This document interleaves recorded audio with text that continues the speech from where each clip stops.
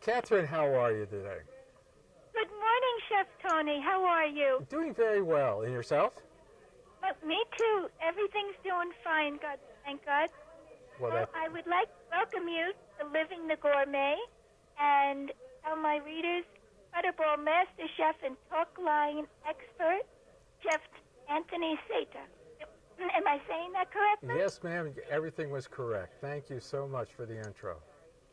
Well, thank you for being with us. And I know that many of the people out there, as soon as you're faced with a turkey, it's like, what do I do? And as there are experts out there, but you always like to try something new.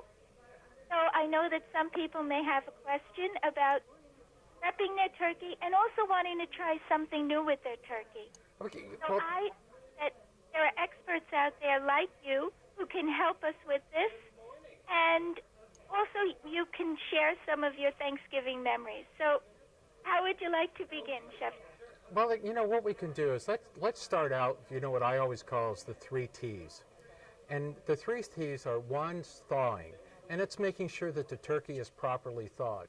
And just a rule of thumb that, we can consider, for every 4 pounds of turkey, it's 1 day under refrigeration and thawing. And that means I would take the turkey and keeping it in the packaging, placing it into a pan, and then putting on the bottom shelf of your refrigerator. And then just keeping that. Just to give you an idea, if it's a 20-pound turkey, it will take, 5 days for it to defrost. And if you have to do it a little bit faster, another way of doing it is in a water bath. And, it's 1/2 hour for every pound of turkey. So if it were a 20-pound turkey, it would take 10 hours. And that means rotating the water, too, every 1/2 hour and making sure that it's breast side down. And keeping the water, excuse me, but also that is all done in the refrigerator, right? That's also, well, no, you can actually do it outside of refrigerator, but if you've got something under refrigeration that you could do, that would also help you too. It's just making sure that that water we're going to be, cooling it off so the water doesn't get so cold, and it's just replacing it with some cooler water. And how about cleaning the turkey? That's always a big question that I hear people ask. You do not have to, and that's one of the things with our turkey, is that you really don't have to do any of the rinsing to the turkey at all. Just basically patting it dry. And one of the things that I like to do with it too before it goes into the oven is actually brushing it lightly with a little bit of oil. And oh, yes. And then the other, the first T was thaw. The second T is temperature. And temperature is extremely important. I look at temperature in the oven. It goes into a 325-degree oven. And then one of the things that we want to do is we want to cook the breast and making sure that it reaches 165 to 170 degrees in the breast. At the thickest part of the thigh, we want to make sure it reaches 180 degrees. Now, those that still stuff a turkey, we want to make sure that the internal temperature of the stuffing is at 165 degrees. Now, another little trick that we like to do too, let's say it's starting to brown a little bit too quickly. I take a sheet of Reynolds foil, about the size of a notebook sheet, and then place that over the top of the turkey. And what that does is it helps to slow down, the cooking process a little bit, so all the temperatures will come out at the same time. Again, 165 in the breast to 170, 180 at the thigh, and if you stuffed it, 165. Okay. And do you ever, well, the third, I didn't mean to interrupt. Go ahead. No, go right ahead. Well, one of the things, too, is, we can go to butterball.com, and then we've got a variety of recipes on there that one could choose, too. From desserts to side items. We got a lovely pumpkin bundt cake that we use with a cider glaze and candied pecans that works out really, really well, too. And then this year, to me, Thanksgiving is a great time for family, friends, and grandchildren.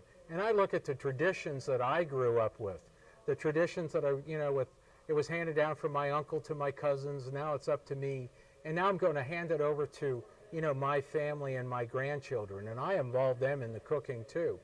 And then we take, because of my culinary background too, I still do the traditional turkey, but what I also like to do, and you mentioned it a little bit earlier, I like to grill a turkey. And what I'll do is, it's called a method called spatchcocking, where I will actually remove the backbone and then open up the turkey and sit it right onto a charcoal grill. And it's a great way of doing it, and it also speeds up the cooking process too, and it's not as long.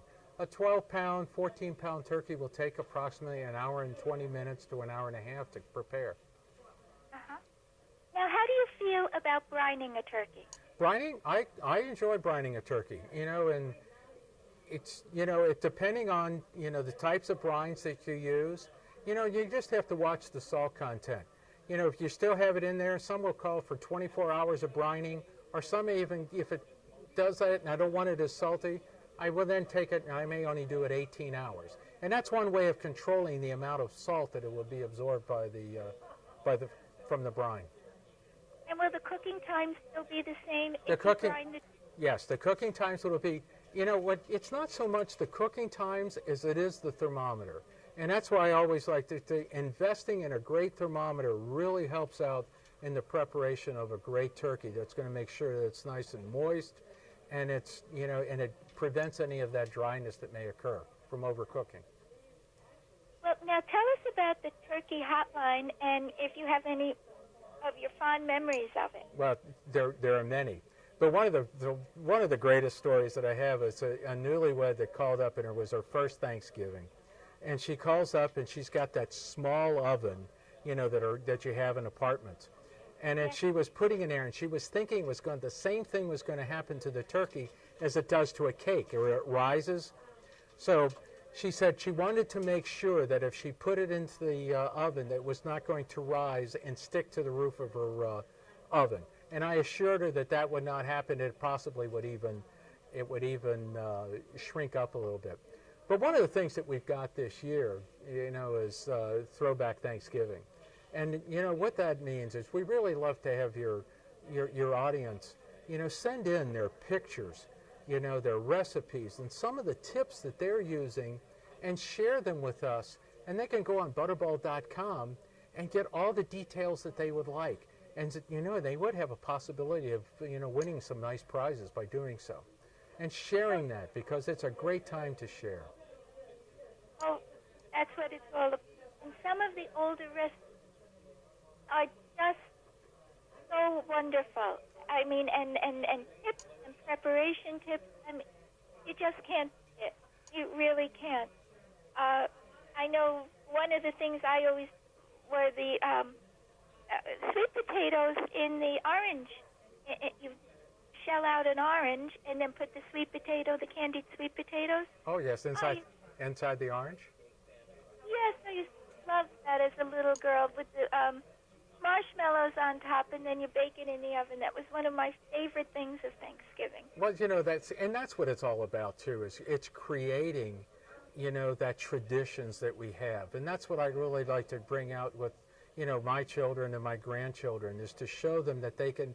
I want this continued transition to go on and on. As you can see, at Butterball, we've been here for 35 years with the Turkey Talk Line. And we have all these great stories that we've got. And we just want to make sure that they can even expand even further. And that's why, with the Throwback Thanksgiving, it would be a great opportunity to have your audience share those fond times with us. And one question that I hear a lot is, do you recommend stuffing the turkey or not? Well, I kind of like the turkey stuffed, because I like the flavor that the inside. But the one thing, as I mentioned earlier, is with the thermometer, is to make sure that the turkey or the stuffing is up to 165 degrees. Now, let's say everything is. We got 170 at the breast, 180 at the thigh. What I can do is to remove the stuffing, if it's not up to temperature, place it into the oven and make sure it comes up to 165 degrees. And then that would be one way of assuring it. But it does give it some really nice flavor in doing it that way. And do you recommend any particular rub or marinade for a turkey, or just...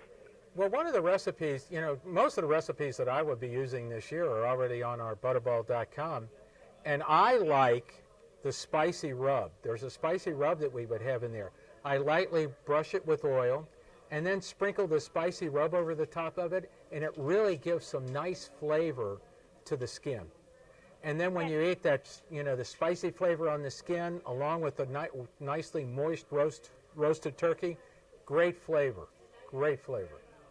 And I'm sure you have lots of tips on that hotline for gravy and other things. I know gravy's always a stickler for a lot of people. Gravy, we've got almost every preparation, and there are some great recipes online for gravy.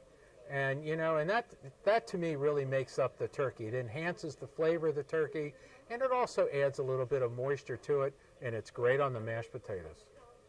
Oh, yes.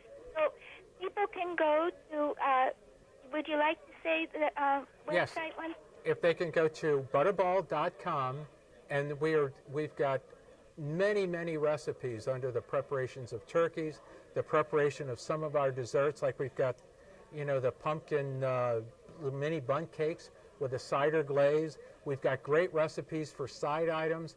Anything that they would need to make their Thanksgiving a success, it's on there. And if they don't, we can call 1-800-BUTTERBALL, and we've got a great team of Butterball turkey experts that can help them in any variety or any recipe they possibly can.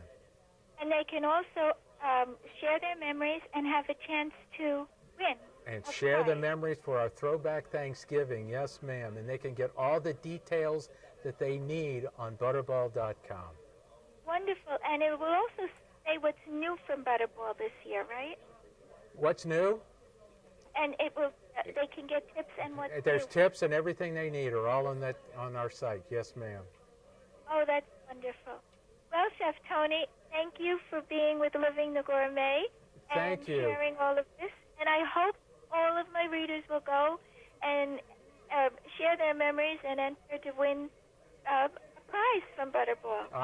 That would be absolutely fantastic. And you have a wonderful Thanksgiving. Oh, thank you, Chef Tony. Same to you, and I'm sure it will be delicious, too. Thank you. You have a great day.